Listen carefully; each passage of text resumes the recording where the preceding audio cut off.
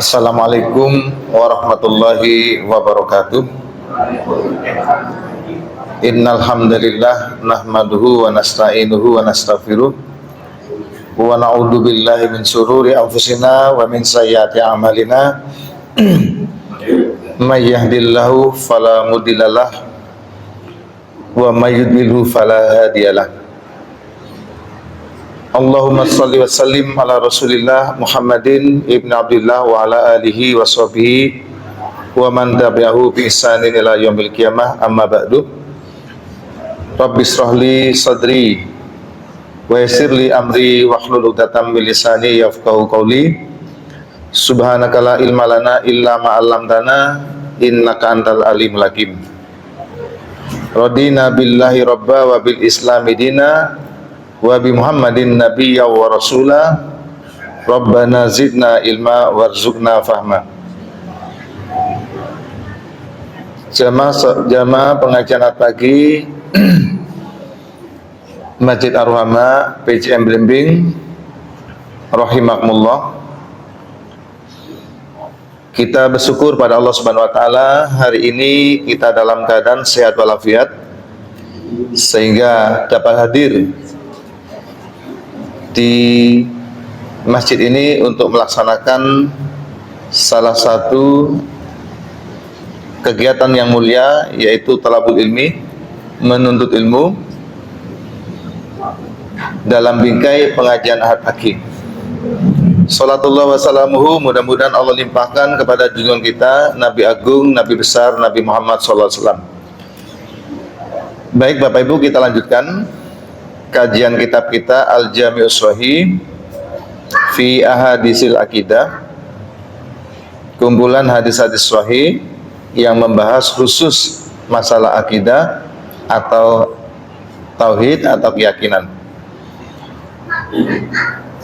Kita sedang membahas tentang tauhid asma wa sifat, yaitu tauhid yang bersumber dari nama-nama Allah dan sifat-sifat Allah. Kita masih membahas sifat Allah Al-Jabbar, Allah Maha Perkasa, Allah Maha Gagah. Insyaallah nanti kita lanjut dengan sifat Allah Dzul Jalali wal Ikram, Allah yang memiliki Al-Jalal, keagungan, wal Ikrami, dan kemuliaan.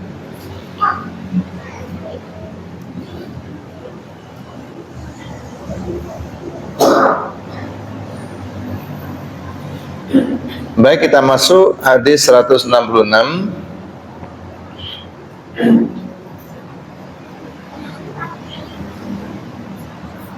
An Abi Sa'id, dari Abu Sa'id,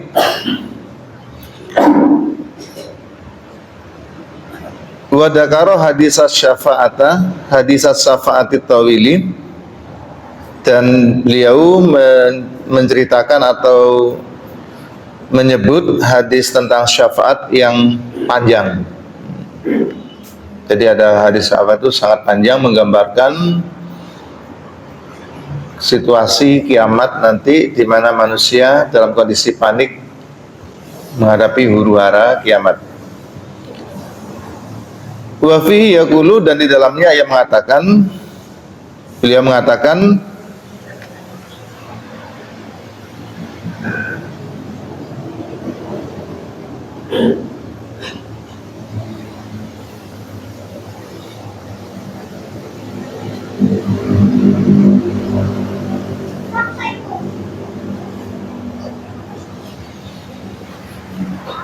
al-muslimuna wa inna sami'na munada yunadi.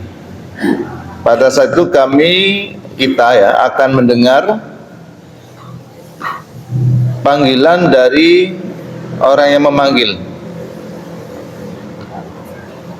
La yalhaqu kullu qaumin bima kanu ya'buduna.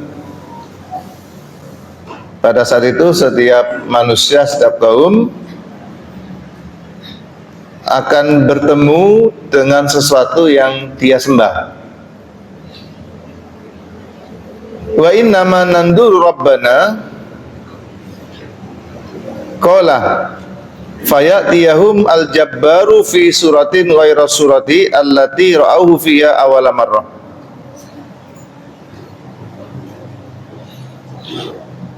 Di sini ada innama. Innama itu inna sama ma ya. Innama di dalam ilmu nahwu memiliki fungsi ditafsir. Tafsir itu ringkasan atau memiliki fungsi membatasi. Wa innama nanduru rabbana, hanya kami yang mendapat kesempatan untuk melihat Tuhan kami. Karena hanya kami, berarti ya hanya golongan orang-orang tertentu, yaitu para nabi.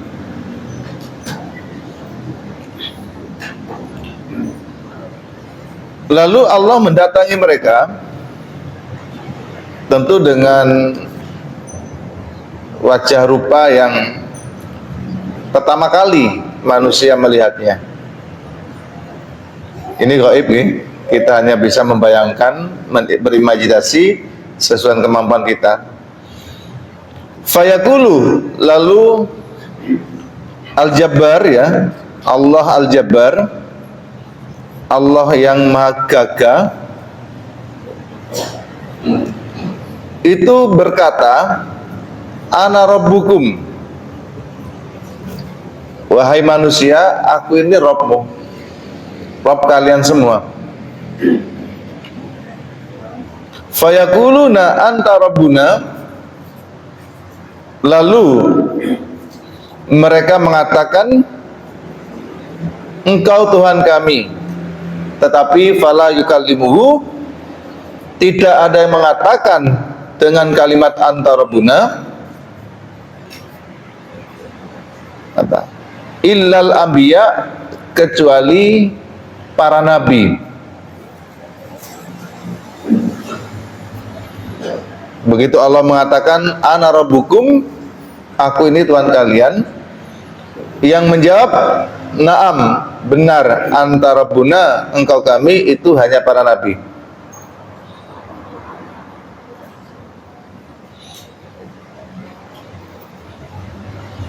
Terus yang lain bagaimana? Hal bainakum wa bainau ayatun ta'rifunahu, yang lain tidak mengenal. Nah, ini gambaran pada saat itu Allah hadir ya. Tentu dalam penjelasan yang lain, pada saatnya manusia yang bersih masuk surga dan akan mendapat kesempatan untuk bersua berjumpa dengan Allah, kecuali mereka ketika mereka sudah suci. Karena yang akan berjumpa dengan Allah hanya orang-orang yang suci. Illa man atallaha biqalbin salim, kecuali orang-orang yang datang kepada Allah dengan hati yang suci ya. Nah, nanti manusia akan berjumpa dengan apa yang dia sembah atau dengan apa yang ia lakukan pada saat beribadah. Ada yang menyembah sesuatu, dipertemukan. Kemudian ada yang beribadah tetapi riya ya. Ya sudah, dia mendapatkan yang sesuai. Nah, wa yabqa man kana yasjudu lillah riya'an wa sam'atan fayadhabu kaima yasjudu. Jadi ada yang bersujud pada Allah, beribadah pada Allah, tetapi tidak ikhlas, ya tidak dapat apa-apa. Ada dua yang mengganggu ibadah kita di konteks hadis ini. Yang pertama, riyaan. Kita riya dengan ibadah kita. Riya itu apa? Memperlihatkan ibadah kita. Tapi ada yang nggak terasa, namanya sum'atan. Nih Bu, sum'atan. Apa sum'ah itu? Memperdengarkan, mencerita-ceritakan kebaikan kita. Kadang diri kita itu ingin mendapat pengakuan gitu. Pengakuan terhadap apa yang kita lakukan. Ingin dikomentari, ingin dikatakan kalau kita itu baik, kalau kita itu taat, kalau kita itu rajin ibadah. Jadi orang beribadah itu sudah susah dia. Setelah kita menggapai, melaksanakannya, ternyata perjuangan belum selesai. Yang harus kita lawan adalah hati kita, yaitu melawan supaya hati kita itu tidak riya. Jadi ngaji ini kan udah berat ya. Mau datang itu kan juga noto. Ada yang harus ditinggal, ada yang harus ditunda, ada yang harus dipercepat tadi pagi. Tapi belum bebas, belum berhenti, belum selesai perjuangannya. Bagaimana supaya kita ikhlas? Ini kan bisa riya ya, riya. Yang kedua, sum'ah. Nah, sum'ah ini lebih halus. Karena orang takok yang ngomong, tuh aku mampu ngantuk banget, hari tahajudku telat.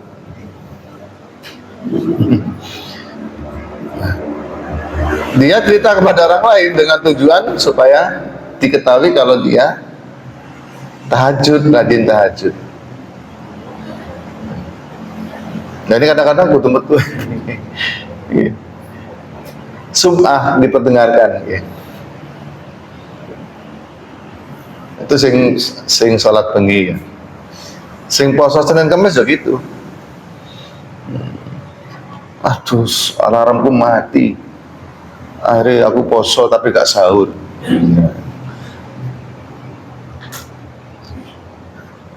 Tujuan ceritanya itu bukan mengkabarkan poso tidak sahurnya, tetapi supaya orang sekitar itu tahu kalau kita poso Senin Kamis. Ini ya gak gampang juga. Sehingga kalau kita kadang kalau kita ditanya itu repot jawabnya ya. Tapi tergantung niat. Pak, kenapa nggak makan? Gampang ya. Gampang. Mangal, gampang ya. Saya makso. Akhirnya ngomong, aku lek Senin ku nyenin, lek Kamis itu.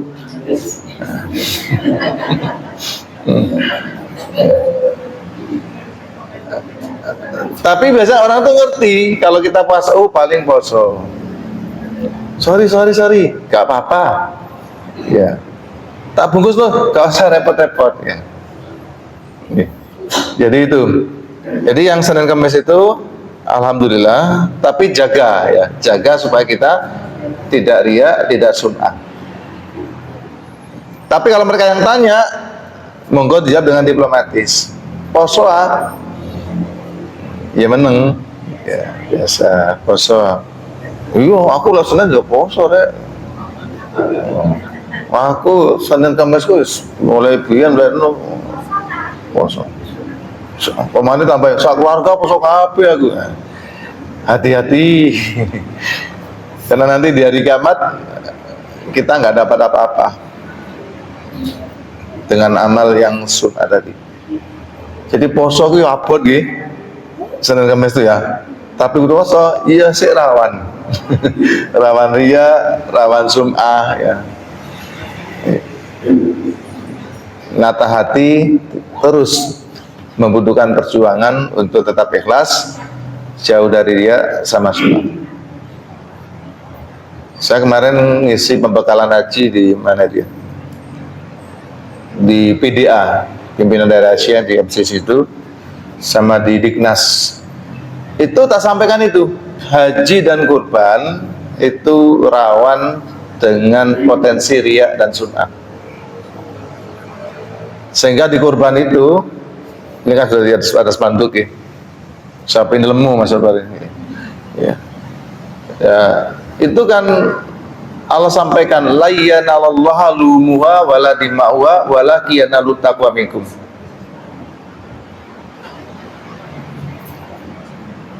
tidak akan sampai kepada Tuhanmu, tidak akan memperoleh ridho dan seterusnya, termasuk balasan yang baik. Luhumuha, daging kurban itu, wala dimauha, dan darah kurban itu. Akan tetapi yang membuat ia memperoleh sampai kepada Allah, memperoleh ridho Allah adalah at-taqwa minkum, ketakwaan dari kalian. Artinya korban yang didasari takwa itulah yang akan diterima oleh Allah, akan dibalas dengan balasan yang lebih baik, berlipat ganda, baik ketika di dunia maupun di akhirat. Bukan sapi yang besar sehingga banyak dagingnya, sapi yang gemuk sehingga banyak darahnya, bukan. Rawan bu, korban itu. Aku bertahun mesti korban. Nggak usah disampaikan ke orang lain. Kalau keluarga nggak apa-apa, alhamdulillah kita sebisa mungkin korban setiap tahun. Tahun ini atas nama saya, insya Allah tahun depan kalau masih panjang umur atas nama Ibu I, anak pertama, kedua, ketiga, internal, nggak usah diceritakan, ya, takut ria. Itu terkait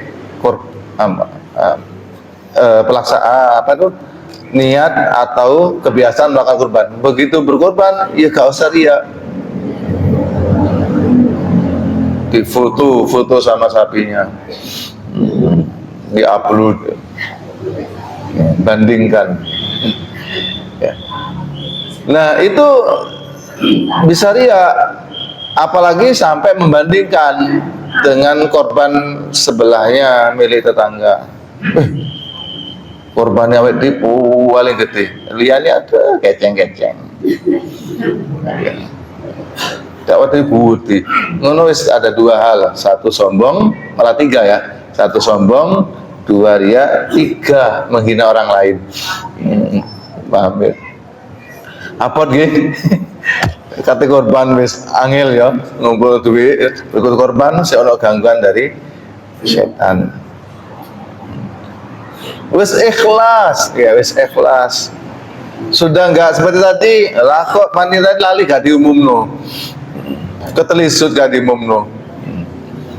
Wis teruji. Yang kedua haji. Haji itu saya sampaikan ke jemaah, kalau panjenengan mau upload foto, dikirim ke siapa itu? Share itu. Dikirim ke anak, keluarga, ya boleh, karena itu merupakan kabar gembira kalau kita itu lancar ibadahnya, sehat walafiat. Kalau grup umum ya hati-hati. Untuk apa itu? Saya kirim ke teman saya, ke bestie saya. Bestie saya itu duit tapi gak daftar-daftar. Saya kita pameri, like ini enak, boleh. Tapi kalau lebih mengarah ke ria, ingin dikatakan ini, hindari. Fayadhabu kama yaskai ma yasjudu. Nah baik, jadi Bapak Ibu sekalian, inti dari hadis ini adalah Al-Jabbar.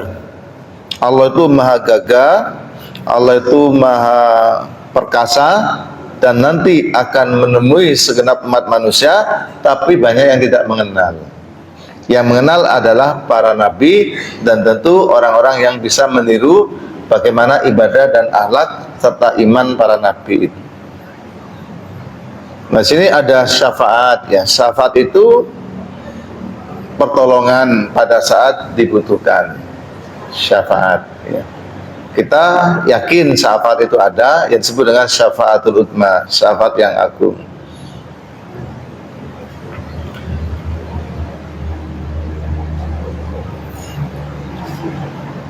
Hari kiamat akan benar-benar terjadi pada saatnya.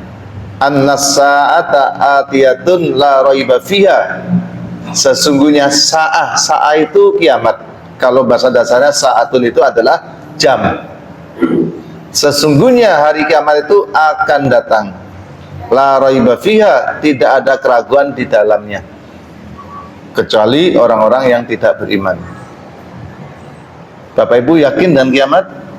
Yakin. Ditinjau dari pendekatan apapun, kiamat itu akan terjadi. Apalagi dengan pendekatan akidah keimanan, pasti kita yakin. Yang kedua, pendekatan fakta terjadi. bahwa kiamat sughra setiap hari terjadi, ada dialami oleh keluarga kita, tetangga kita, satu persatu meninggal. Di antara bapak ibu ini temannya sudah ada yang habis, pantaranis podo mati karek aku tok. Yang intinya segera akan menyusul, terjadilah kiamat. Ditinjau dari ilmu pengetahuan akan terjadi. Pada hari kiamat manusia akan dihisab, dihitung, akan dimintai pertanggungjawaban. Pada hari kiamat manusia akan lahir dengan wajah dan rupa sesuai dengan amalnya. Pada hari kiamat manusia membutuhkan pertolongan syafaat dari siapa? Dari Al-Jabbar, dari Allah yang bisa menyelamatkan hambanya. Tetapi dengan syarat-syarat ya.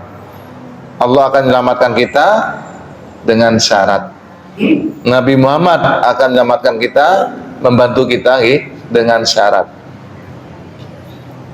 Dalam sebuah hadis, sab'atun la yudilluhumullah illa yauma la dillah illa dilluh.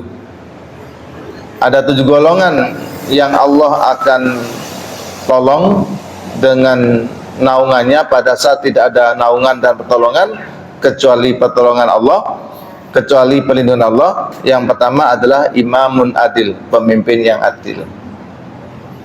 Nah, ini akan mendapatkan pertolongan dari Allah Al-Jabbar, Allah yang maha perkasa, maha gagah.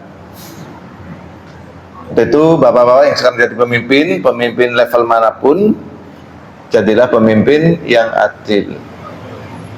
Adil itu agak gampang, apalagi berhadapan dengan keluarga. Yang kedua, berhadapan dengan teman. Ada istilah apa Pak? Pekewu. Wis gak adil Pak. Yang kedua, warajulun qalbuhu malakun bil masajid. Ini hadis ini diulang-ulang di beberapa tempat, tapi menjadi motivasi bagi kita. Seseorang yang hatinya tertambat dengan masjid, dia akan mendapat syafaat dillah dari Allah Subhanahu wa taala. Bersyukur panjenengan yang senang di masjid, senang nang masjid untuk sholat berjamaah, untuk ngaji. Nah, kadang masjid itu ada sesuatu yang ia rasakan hilang.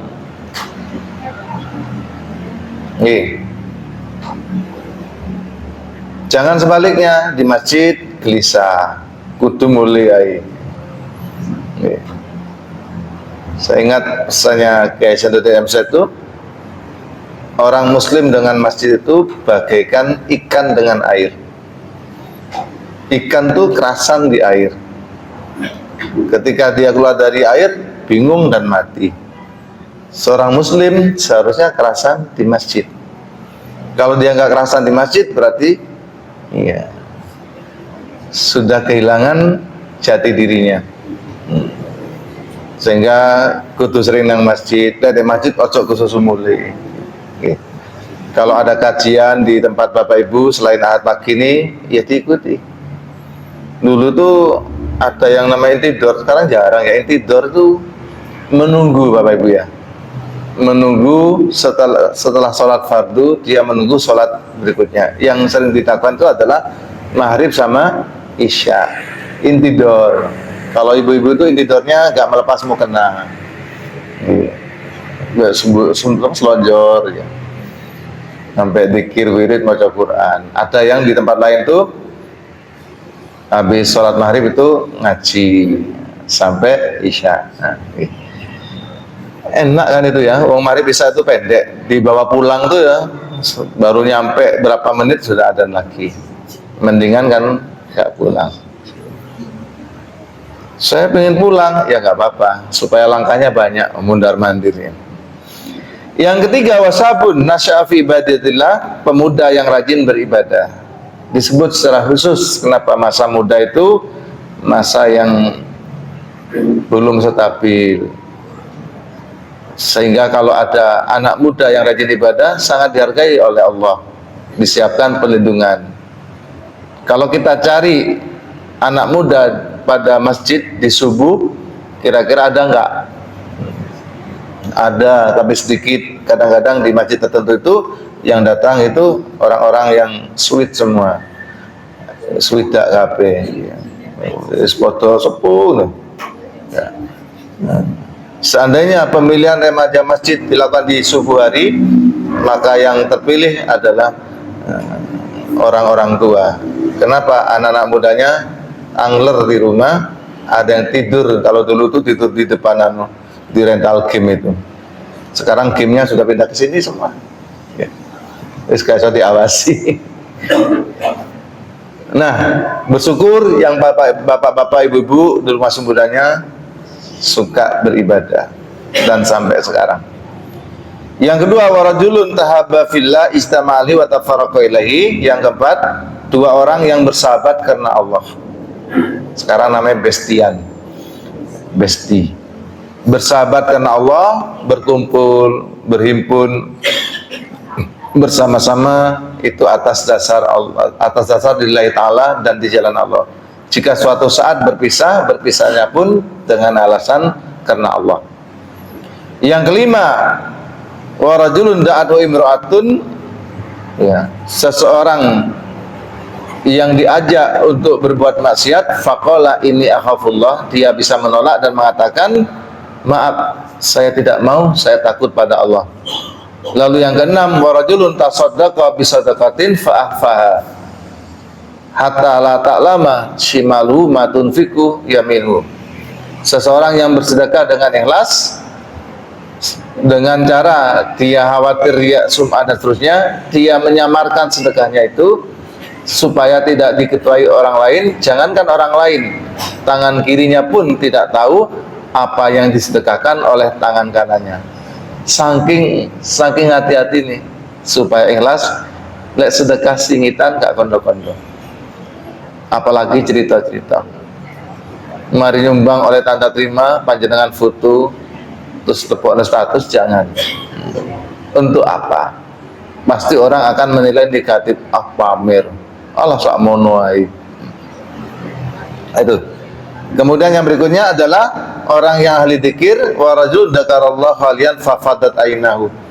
Seseorang yang di tengah keheningan dia melakukan dzikir, ingat pada Allah dengan dzikir dalam arti yang seluas-luasnya, fafadat ainahu, lalu meneteskan air mata, menyesali dosa, khawatir akan dimasukkan ke neraka, khawatir tidak pantas, tidak bisa masuk surga, maka kita menyesal dan bersedih dengan kekhawatiran tadi, dan maka menangislah kita. Itu pun nanti yang akan mendapatkan syafaat pertolongan Allah dalam naungannya. Tambahan, syafaat itu datang langsung dari Allah.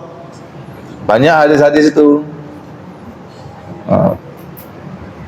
Salah satunya, barang siapa yang menolong orang lain untuk keluar dari sebuah kurba itu kesulitan di dunia, maka Allah akan menghilangkan kesulitan orang yang menolong tadi. Kurbatan, satu kesulitan, min kurabi yaumil qiyamati, dari kesulitan-kesulitan yang ia dapatkan di hari kiamat. Nah, itu datangnya dari Allah, tentu dengan Rahman Rahimnya. Bahkan orang-orang yang anaknya masih kecil diambil oleh Allah lalu ikhlas, itu pun nanti Allah akan menyelamatkan dia. Kemudian dari Nabi Muhammad sudah jelas, tentu ya bersyarat siapa yang akan ditolong oleh Nabi, yang orang yang beriman, yang beramal soleh, yang akhlaknya mulia. Lalu yang ketiga, dari amal kita sendiri, contohnya Iqra'ul Qur'ana fa innahu ya'ti yaumal qiyamati syafi'an li ashabihi. Bacalah Al-Qur'an, karena sesungguhnya Al-Qur'an itu akan akan datang pada hari kiamat syafi'an, ya, syafi'an li ashabihi, sebagai penolong, pemberi syafaat bagi orang yang membaca. Syukur ibu-ibu, bapak-bapak yang sregep istiqomah baca Quran. Nanti ada yang memberi pertolongan, apa? Bacaan kita. Gak usah kesusu-susu, gak usah banter-banter. Gak usah maca Quran mbek ngepot-ngepot, gak usah. Santai. Ya. Baca Quran kita itu kan lama ya. Lamanya bukan karena banyak yang dibaca, karena ngantuk. Terus sampai tengah hilang, sampai endi mang mulai meneh. Sudah rotok nisor hilang endi mang dimana ragu dimulai meneh. Susu lugur hilang halaman nih. Jadi itu gak ngerti ya kalau ngaca Quran langsung ngantuk ya. Lek ngobrol, lek apa ngobrol omong-omongan itu gak ngantuk ya. Nggih Bu, lek omong-omongan gak ngantuk ya, sampai disindiri mbek tanggane. Lamongan akeh keteke, omong-omongan gak enteke. Gak mari-mari. Ya. Lek maca Quran. Jadi Bapak Ibu yang insomnia, yang sulit tidur itu baca Quran pasti tidur. Ternyata setan itu ada. Baik, itu yang hadis pertama. Berikutnya ismun, namanya Dzul Jalal wal Ikram. Allah, ya. Allah memiliki sifat jalal wal ikrami, dan ikram. Jalal agung, ikram itu mulia. Sifatnya al jalal wal ikram. Dzul jalal wal ikram, ketika kita membaca asmaul husna kita panggil ya dal jalali wal ikram, karena menggunakan ya nida menjadi ya dal jalali wal ikram. Sama hadisnya gitu. An Anas bin Malik, dari Anas bin Malik radhiyallahu anhu, wa dzakara hadis as-syafaati, beliau menceritakan tentang hadis syafaat, wa fihi, di dalamnya, fayaqulu, gandengannya di tadi ya, wa izzati wa jalali wa kibriyai wa azamati la akhrujanna minha man qala la ilaha illallah. Dan dengan kemuliaanku, izzah, wa jalali, dan dengan keagunganku, wa kibriyai, dan dengan kebesaranku, wa idhamati, dan dengan ya keagunganku, sungguh aku akan mengeluarkan dari adab, dari neraka, dan seterusnya, man qala la ilaha illallah, terhadap orang yang membaca la ilaha illallah. Ya. Bapak dan Ibu rahimakumullah, di sini disebutkan sifat-sifat Allah. Ada yang memang itu ada apa namanya sinonimnya ya, ngorodifnya ya. Wa izzati, Allah mempunyai sifat al-izzah, yaitu mulia. Wa jalali, Allah memiliki sifat al-jalal, apa itu? Agung ya. Wa kibriyai, Allah adalah zat yang besar. Wa idhamati, Allah sama, artinya juga agung ya. Sungguh, kata Allah, aku akan mengeluarkan dari apa siksa-siksa tadi, adab-adab tadi dari neraka, dari kesulitan-kesulitan pada hari kiamat. Kepada siapa? Kepada orang qala, yang mengucapkan la ilaha illallah. Nah, terkait la ilaha illallah ini, umat Islam di dalam pengamalannya ada yang dibaca la ilaha illallah sebanyak mungkin, sesering mungkin, itu juga bagus. Yang kedua, tentu lebih dari itu, di samping dibaca berulang-ulang dan sesering mungkin, la ilaha illallah itu diimplementasikan makna artinya dalam kehidupan sehari-hari, di mana ini disebut kalimat tahlil, kalimat tauhid, yang artinya la ilaha, tidak ada Tuhan yang pantas disembah illallah, kecuali Allah. Dalam pelaksanaan kesehariannya dia tidak musyrik, tidak pernah menyembah kepada yang selain Allah. Apa ada? Ada ya, yang masih menyembah yang lain di samping menyembah Allah.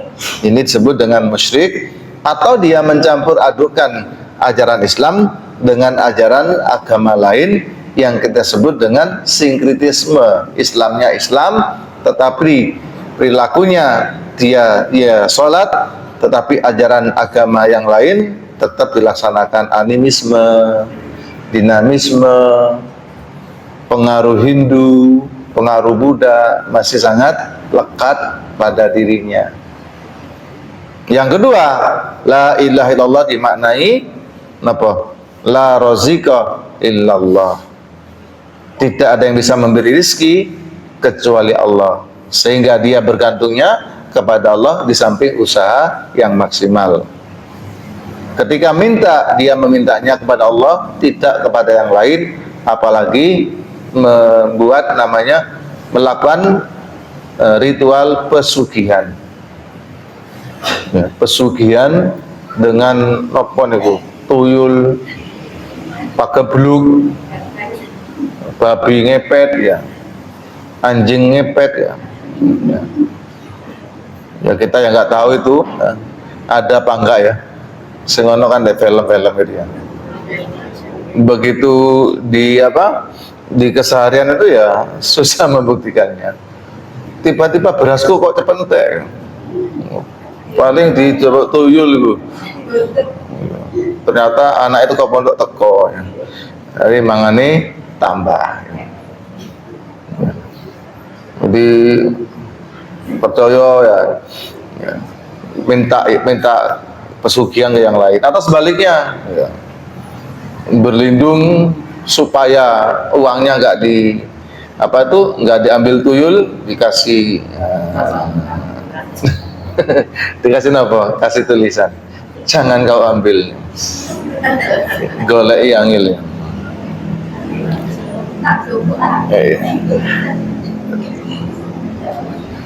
La ilaha illallah, luas itu. La ilallah, la ma'buda bihaqqin illallah, tidak ada yang bisa disembah yang pantas kecuali Allah. La razika illallah, tidak ada yang bisa memberi rezeki kecuali Allah. Ada lagi la khaliqa illallah, tidak ada yang bisa menciptakan kecuali Allah. Sehingga Allah kita posisikan sebagai khaliq, kita sebagai makhluk. Kita ini ciptaan. Kita ini hadir bukan dengan sebuah kebetulan. Terus kebetulan. Tidak. Ini ada ya. HP ini ada. Kenapa? Dibuat. Berarti ada yang membuat. Nggak akan mungkin ini ada tanpa membuat. Demikian dengan kita. Kita ini ya ada yang membuat. Siapa? Allah. Bukankah Bapak Ibu itu bukan yang membuat?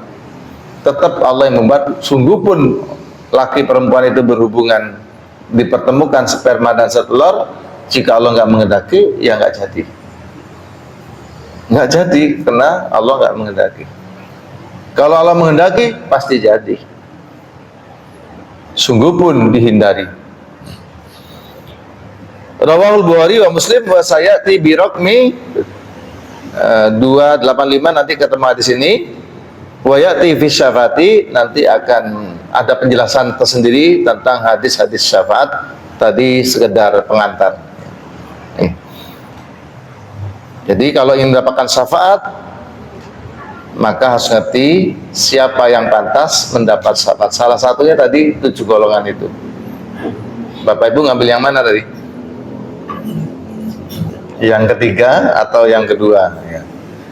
Orang yang tertambat hatinya dengan masjid, atau bersedekah diam-diam, atau malam-malam pas panjenengan mari tahajud ya gak turu, terus lungguh dikir, berdoa, terus nangisnya itu karena tadi ingat dosa, ingat pahala yang sedikit, ingat surga takut gak bisa memasukinya, ingat neraka takut tidak bisa menghindarinya.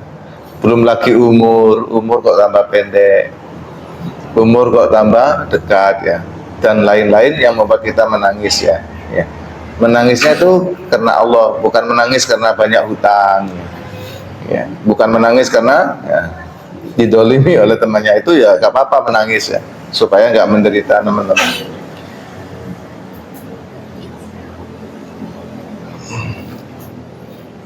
Hadis ke-168.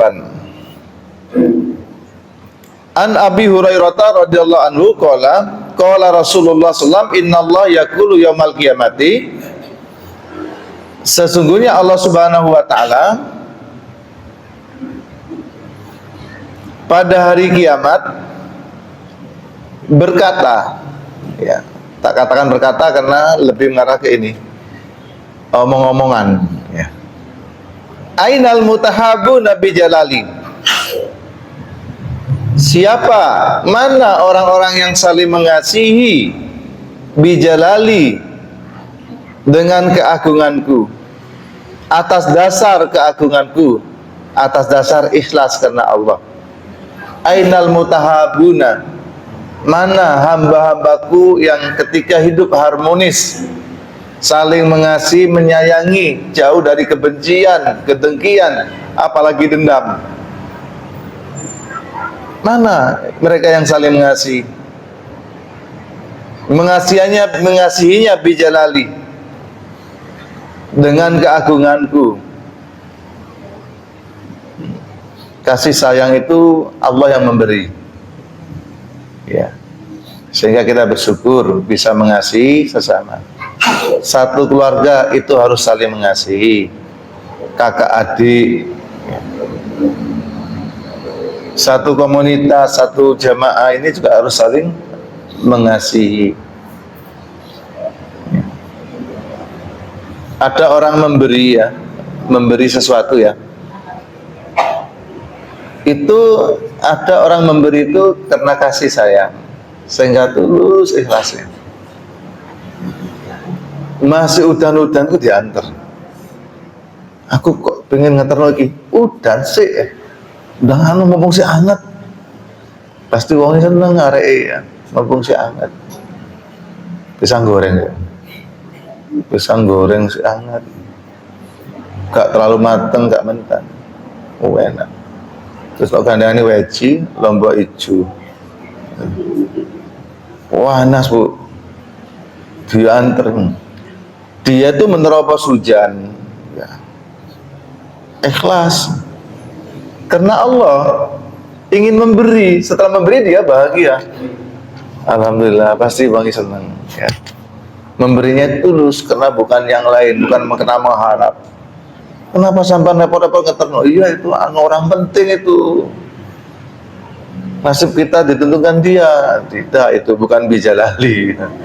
Kenapa? Seandainya dia gak penting lagi, panjenengan gak akan repot-repot ke situ. Nah ini yang saya gampang ya. Panjenengan silaturahmi ke rumah seseorang atas dasar kasih sayang, itu akan abadi.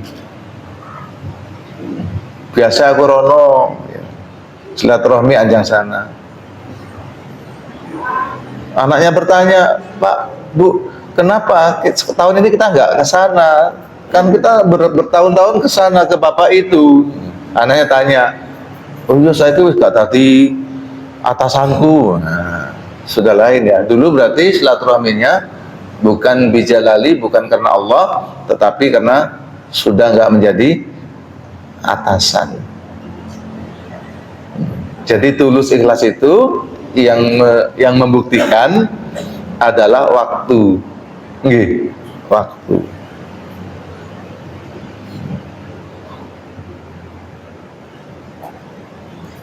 Dilanjutkan, apa balasan terhadap orang al-mutahabuna tadi, yang saling mencintai?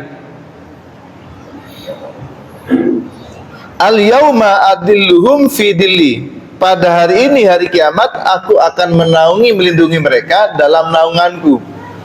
Yauma la dilla, pada hari tidak ada perlindungan illa dilli, kecuali perlindunganku. Sama kan dengan yang saya sampaikan tadi, yang 7 golongan itu. Yang akan dilindungi salah satunya adalah al-mutahabuna, orang yang saling mencintai bijalali, yang saya sampaikan sebelumnya, warajulani tahaba fillahi ijtama'a alaihi wa tafarraqa alaihi. Dua orang yang saling mengasihi, mencintai, ya. Warajulun tahaba fillahi, di jalan Allah. Mereka berkumpul, menyatu, berhimpun karena Allah, fillah, di jalan Allah. Seandainya suatu saat tafarraqa, mereka berdua berpisah, juga karena Allah, juga fillah, di jalan Allah. Nih, mari kita tingkatkan saling mengasihi ini di antara kita. Sekali lagi, tidak mudah. Banyak gangguan yang membuat kita tidak harmonis.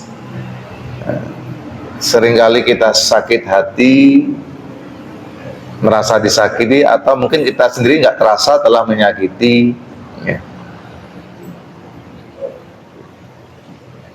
Terus gimana ini Ustadz? Apakah nanti tidak menjadi semacam apa ya? Semacam kelompoknya, gengnya? Ini umum. Kita itu harus akrab baik dengan semua orang, tidak pilih-pilih. Tapi tentu kita juga tidak bisa menafikan ada yang lebih dekat dengan kita. Kenapa kita berhimpun, menyatu bersama? Kalau di dalam ilmu sosiologi itu, orang itu bersatu bersama-sama itu karena ada alasan. Alasan apa? Kesamaan. Kesamaan apa? Macam-macam. Kesamaan ngaji gitu ya, jadi menjadi berhimpun. Oh, ini teman saya ngaji di Ar-Ruhama, selalu datang kecuali beliau itu safar atau sakit. Ya. Ini teman saya di Ar-Ruhama. Itu ada kesamaan itu karena profesi. Ya. Ada kesamaan, oh foto-foto anak yang ini, yang apa? Yang orang tuanya itu satu profesi, ikatan putra putri. Ada yang asal daerah itu boleh, tapi tetap yang lain tetap diterima, tidak boleh primordial. Foto-foto dokter, berhimpun, kasih sayang, muncul apa itu ID, istrinya juga gitu. Apa istrinya? IID ya. Berarti dokternya dokter Lamongan, berhimpun dalam kelompok idola, ikatan dokter Lamongan. Macam-macam. Yang jelas Islam mengajarkan kasih sayang untuk semua. Ketika ada yang khas, monggo. Itu adalah bagian dari anugerah karena ada kesamaan-kesamaan. Al-mutahabuna tidak gampang, Bapak Ibu. Tidak gampang. Ketulusan itu tidak mudah. Kadang ketulusan itu bisa buyar ketika terjadi fitnah, diadu domba. Terus akrab-akrab itu diadu domba. Baik, terakhir. An Sauban kolam, dari Sauban kola, ia mengatakan karena Rasulullah SAW ketika Nabi adalah Nabi Muhammad SAW, idan sorofah, ketika selesai bubar atau apa purna, min solati, dari mengerjakan solatnya, istighfaroh, Nabi membaca istighfar salasan 3 kali. Ini jadi dasar kenapa habis sholat itu kita tidak boleh langsung berdiri, tidak boleh langsung pergi, karena Nabi memberi contoh yaitu istighfar. Kita mengatakan wiridan. Kalau saya di pondok dulu dibeten-beteni sama kiai, mantaro kal wirid kal kirit. Sopo-sopo sing gak kelem wiridan itu seperti kirit. Apa kirit itu? Ketek ya. Gimana kan sebenarnya ketek, habis salam langsung mencolot ya, lamcing. Mari salam lancing. Waqala, lalu Nabi lanjutkan dengan membaca Allahumma antas salam wa minkas salam tabarakta ya dal jalali wal ikram. Ada juga yang doa melihat Ka'bah ini kan saudara kita kan sudah sampai sana ya, sudah melihat Ka'bah. Allahumma antas salam wa minkas salam fahayyina rabbana bisalam. Itu melihat Ka'bah. Ada juga Allahumma zid hadal baita tasrifan wa ta'diman dan seterusnya. Nah ini yang habis sholat ini Allahumma antas salam wa minkas salam tabarakta ya dal jalali wal ikram. Allahumma ya Allah antas salam, engkau adalah pemberi keselamatan. Wa minka, dan darimulah assalamu, datangnya keselamatan. Engkau itu assalam ya Allah, dan dari panjenengan datangnya keselamatan. Tabarakta ya dal jalali wal ikram. Ya. Di sini Allah disebut dengan ya dal jalali, wahai dat yang agung, wal ikram dan mulia. Nah, di sini nanti akan dibahas di nomor 235. Suwe ya. 200, sekarang masih 169. Mudah-mudahan panjang umur. Bisa di 2026. Ya.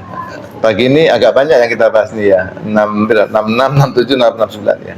Disingkat-singkat ya. Kalau dikupas betul memang lama. Ya. Baik, dari hadis ini Bapak Ibu sekalian, yang pertama Nabi mengajari kita ketika setelah sholat duduk dengan tenang istighfar. Yang kedua, membaca Allahumma antas salam wa minkas salam tabarakta ya dal jalali wal ikram. Nah itu kita baca yang lain. Di hadis yang lain itu membaca Alhamdulillah 33. Subhanallah dulu ya. Subhanallah 33. Alhamdulillah 33. Allahu Akbar 3. Pelan-pelan. Jangan banter-banter, wong cepet lagi dia. Saking banter, Alhamdulillah, Alhamdulillah itu kan bagus. Banter, hamlah, hamlah, hamlah, hamlah, hamlah, hamlah, hamlah, hamlah. Iki opo kok hamlah, hamlah, hamlah, hamlah, hamlah, hamlah. Baca pelan-pelan. Alhamdulillah, Alhamdulillah, Alhamdulillah. Allah Akbar gitu, Allahu Akbar, Allahu Akbar, Allahu Akbar. Saya tuh pernah mendengar di sebuah tempat itu orang membaca kalimat la ilaha illallah itu sangat banter, cepet. Saking cepetnya saya nggak bisa ngikuti apa ya ini yang dibaca.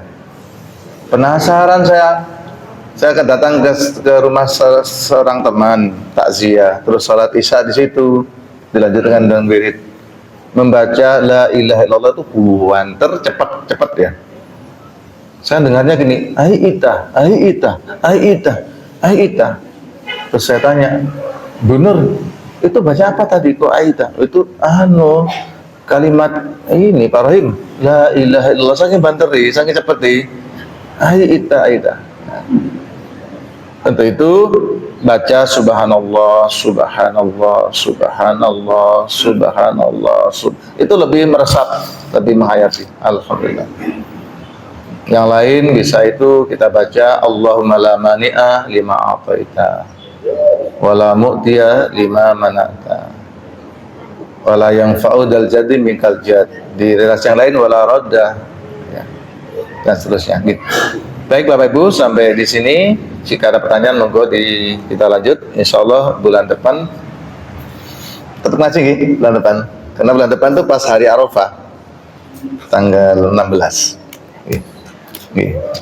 Ila hari Arafah nggak usah suguhan ya. Ya ada apa-apa. Insyaallah tanggal, karena menurut info itu kan tanggal 17 hari Senin itu kita Idul Adha.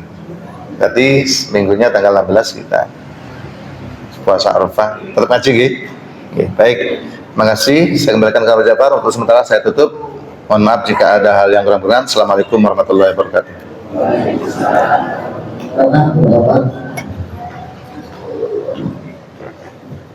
Assalamualaikum warahmatullahi wabarakatuh. Waalaikumsalam warahmatullahi wabarakatuh. Mohon maaf ini Ustaz, Nggih. sekali-kali mohon maaf. Apakah yang dimaksud imam yang adil? Maksud?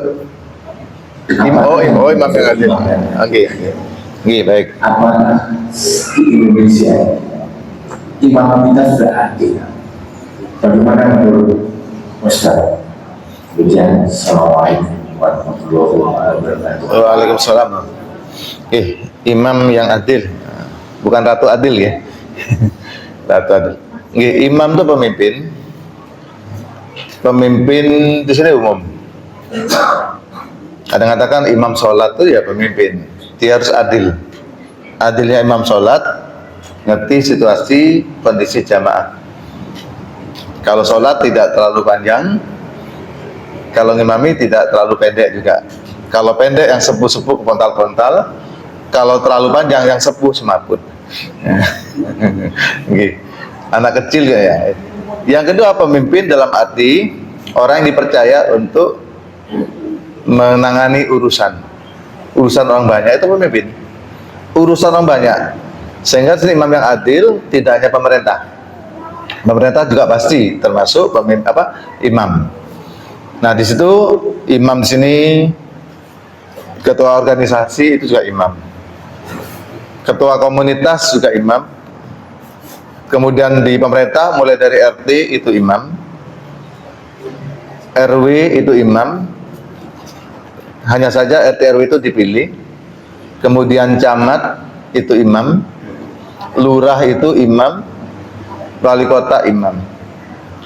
Nah, di keluarga juga ya imam, orang tuanya imam, itu bisa nggak adil juga terhadap anak-anaknya. Ya. Maka adil itu tinggal nempelkan aja. Imam, ya ini imam di rumah, karena kepala keluarga. Ini imam di kelas, karena ketua kelas. Ini imam di sekolah, karena kepala sekolah. Tinggal apa adil itu? Nah, itu ya. Adil itu apa? Adil itu bisa menggunakan dua pendekatan. Pendekatan umum adil itu adalah wadu syai'in ala mahlihi, menempatkan sesuatu pada tempatnya. Ya. Sehingga kalau dikaitkan dengan hukum, hakim memutuskan sesuatu dengan keputusan yang seharusnya. Maka ada yang tanya, berarti ada yang menempatkan sesuatu tidak pada tempatnya, ada yang memutuskan sesuatu tidak dengan keputusan yang tidak seharusnya. Maka kebalikan dari adil adalah zalim. Ketika membuat ukuran ini, ya jelas harus sesuai dengan yang seharusnya, itu adil.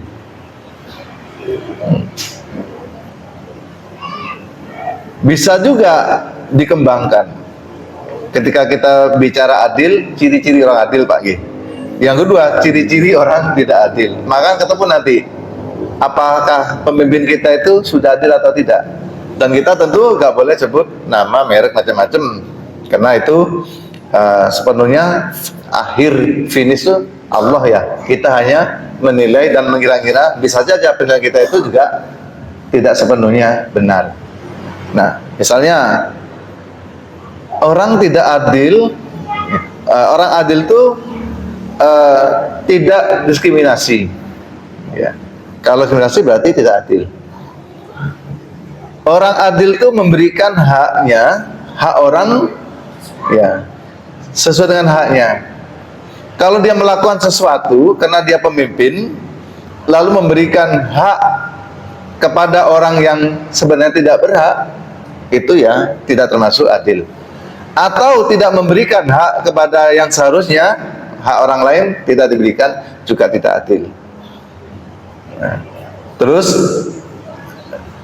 melakukan aturan itu berlaku untuk semuanya, ya.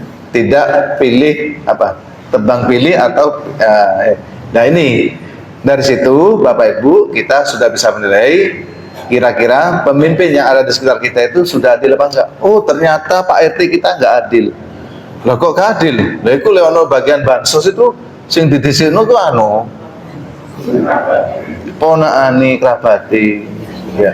Lah itu kan gak gampang Pak ya. Kita ini kadang-kadang ngeritik apa Pak Gubernur macam-macam.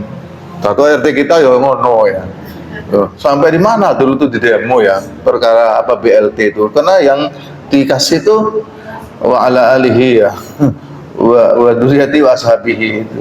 Nah, itu Pak ya.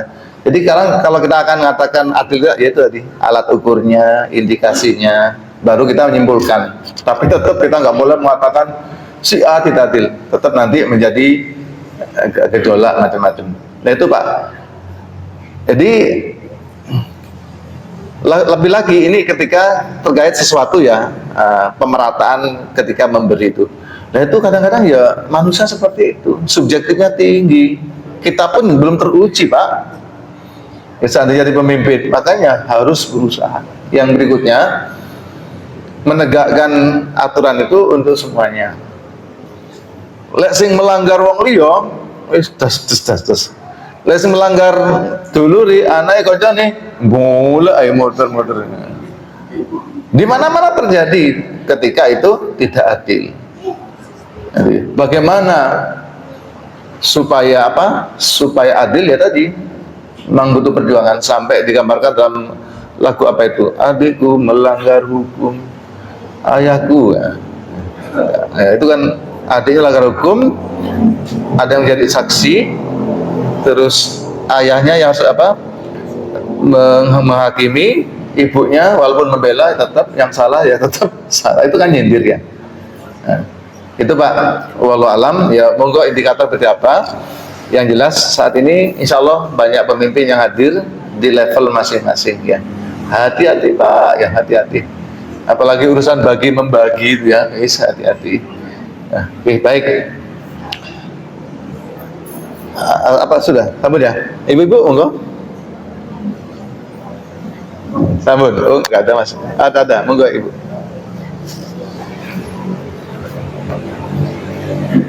Assalamualaikum warahmatullahi wabarakatuh. Waalaikumsalam warahmatullahi wabarakatuh. Di hadis 166 tadi ada yang dalam sama yaitu pemuda yang dekat masjid.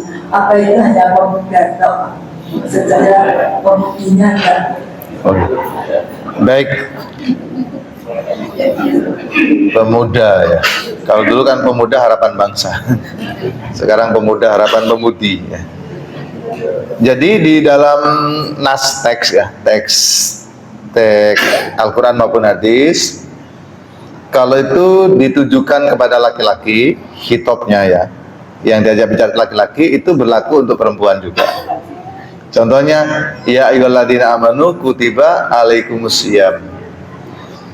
Wahai orang yang beriman, diwajibkan atas kalian laki-laki asyam. Kenapa saya katakan laki-laki? Karena kum itu laki-laki. Kalau perempuan kunna alaihi alaihima alaihim alaiha alaihuma alaihinna alaika alaikuma alaikum. Laki-laki kan, alaiki alaikuma alaikunna.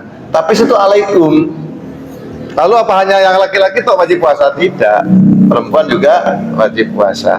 Kecuali ada korina di belakangnya itu Allah berbicara menyampaikan firman-Nya itu khusus laki-laki, pasti di kulli azwajika macam-macam.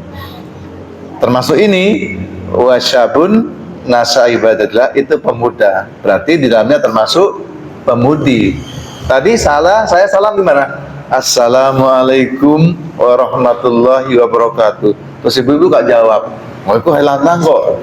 Lai perempuan kan alaikunna, sehingga tempat lain itu terpengaruh. Lalu dilengkapi assalamualaikum waalaikumna warahmatullahi wabarakatuh. Jadi kitab untuk laki-laki juga berlaku untuk perempuan. Ngerti ya? Oke. Jadi perempuan pemudi juga masuk di dalamnya. Ini aspek bahasa ya. Baik, makasih atas pertanyaannya. Itu juga penting disampaikan.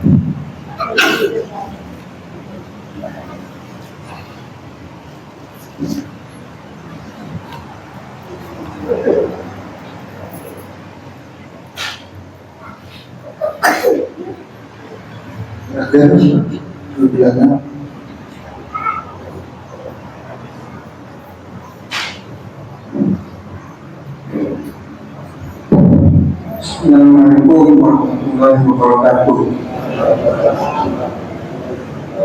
Makanya bulan yang lalu itu kan kita dalam genggaman Allah yang bulan yang lalu kita di dalam genggaman Allah. Nah, terus kita ada bagian ini yang seperti kena tipu itu Pak, digendam misalnya. Digendam. Nah, itu kita itu kan sudah apa waspada, tapi kita tidak tahu bahwa kita akan digendam atau ditipu. Nah, itu apakah sudah Allah yang menghendaki demikian? Tadi kata dalam genggaman Allah. Allah menghendaki maka walaupun kita menghindari, nah kita tidak tahu. Terus kena tipu, maksudnya dendam itu. Apakah Allah sudah menghindari orang itu? Kena tipu, ditipu, dendam itu kan? Itu kan perbuatan tidak baik, tidak menunjukkan kepada Allah mungkin. Tapi kok itu terjadi? Karena Allah menghindari. Kalau Allah menghindari, terjadi. Walaupun kita menghindari. Sebetulnya kita tidak tahu bahwa kita mau ditipu. Mohon penjelasannya. Oke, baik, makasih Bapak atas pertanyaannya. Jadi terkait dengan itu, memang itu bagian dari akidah ya. Bagian dari pembahasan terkait dengan takdir, terkait dengan sifat Allah, yaitu Allah mempunyai kudrah dan iradah ya. Ya. Jadi Allah itu memiliki kudrah dan iradah. Innama amruhu idza aradallahu syai'an ayyakula lahu kun fayakun. Jika Allah menghendaki atas sesuatu, Allah cukup mengatakan kun. Kun. Nah, begitu Allah mengatakan kun, maka hal itu jadi. Ya. Itu namanya iradah. Yang kedua, Allah menggenggam kita, itu artinya kita ini dalam genggaman Allah, pada dasarnya kita sangat terbatas kemampuan kita. Tapi Allah memberi kemampuan berikhtiar. Jadi Allah memberi al-quwa, memilih, power of choice ya. Allah memberi kekuatan untuk memilih. Seperti orang nyebrang itu kan memilih untuk selamat. Bagaimana? Tolak-toleh. Terus tadi ketika kita membawa sesuatu itu kan memilih untuk selamat. Bagaimana sesuatu itu tidak hilang, ditaruh di tas, tasnya dikelerekno. Supaya nggak hilang, tasnya taruh di depan. Nggih. Setelah takut hilang lagi, tasnya masuk di dalam jaket. Itu ikhtiar. Setelah itu ternyata masih terjadi, ternyata tali ini talinya putus, sehingga walaupun di depan dimasukkan jatuh Pak. Nah, itu bagaimana? Nah, kita sudah tidak salah karena kita sudah berikhtiar. Nah, tapi itu memang kehendak Allah. Suatu ketika saya mengalami itu Pak, mengalami terkait perbankan ya. Jadi ada informasi masuk dari bank, itu saya nggak cerdas, langsung tak ikuti, akhirnya uang saya kesedot. Menyesalnya luar biasa ya. Setelah itu saya introspeksi. Yang pertama, apakah saya jarang berdoa berlindung ya? Itu yang saya lakukan. Yang kedua, apakah uang yang saya tabung di itu ada sebagian tidak halal gitu ya, atau minimal subhat ya. Kalau tidak halal saya nggak pernah ngambil milik orang ya, tapi mungkin subhat. Yang ketiga lagi, apakah saya belum bayar zakat? Yang keempat, apakah saya medit sehingga Allah paksa uang saya itu keluar dengan jumlah yang cukup banyak dipakai oleh orang-orang jahat itu ya.